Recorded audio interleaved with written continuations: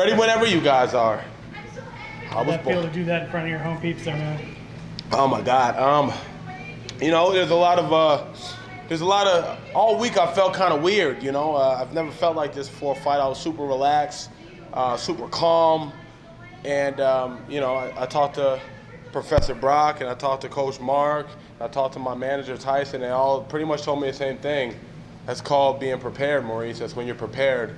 There's not an if, and, or but about what performance you're going to put on. And Mark, you know, sent me a text. He goes, "You're going to surprise yourself Saturday night." And then he was right. He goes, "Just stick to the game plan. Don't think. Just react. Let us do the thinking for you." And hey, man, you know, we're 3-0. Was the game plan to work the kicks to the like those straight kicks to his legs early like that? Absolutely. That's just to keep the distance. You know, keep the distance and not let him get in close. You know, he was able to close the distance. He hit me with some big shots. This is the game. But it was to keep the distance and keep him at bay, you know, and every once in a while be a sniper. When I could strike and hit him, I'd hit him.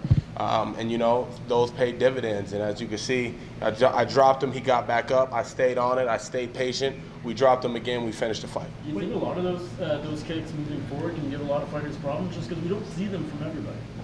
I guess we'll see it in due time. I think it stops people in their tracks, you know. When you're coming to strike and I hyperextend your leg moving forward, you know, how are you going to continue your forward movement, you know? In some cases, if your leg goes straight, it'll put your chin out there. So, you know, you're probably seeing more, but, you know, I'm long, so why not use those? Why not use my longest limbs? They're not my arms, it's my legs.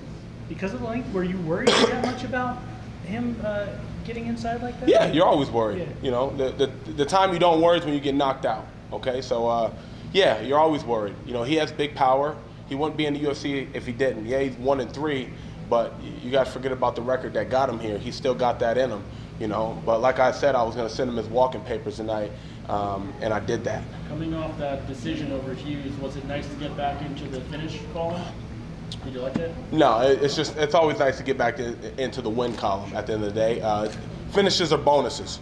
We go out to fight 15 minutes. I train a total of 7 weeks at Factory X with my coach's blessing to go out there and you know, make it to the next level. And the idea was always to, you know, fight 15 minutes.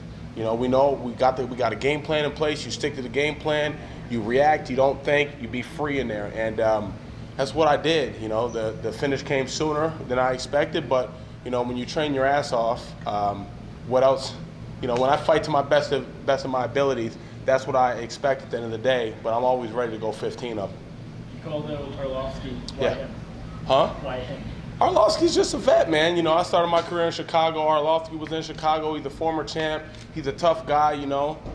He'll test my gangster in there. So I don't like easy fights. I don't think he's an easy fight by any means. And everybody needs to be a good veteran. What do you gain from a fight, from a win over him, just because he hasn't done as well lately? He's a former champ.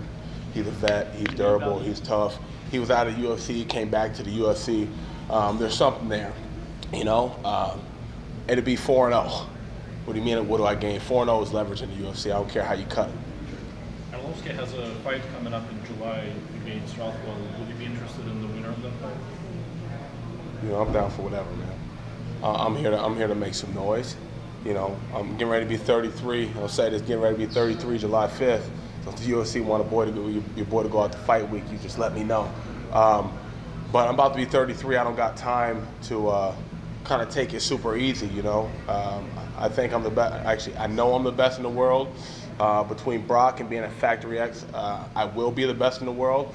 And it's time to start leveling up the competition. You know, Junior Albini was just a tough guy with a good record, a lot of finishes that I had to go out and finish and win. And you know, I went out and finished him in the first. You know, I got hit with some big shots. I was able to overcome.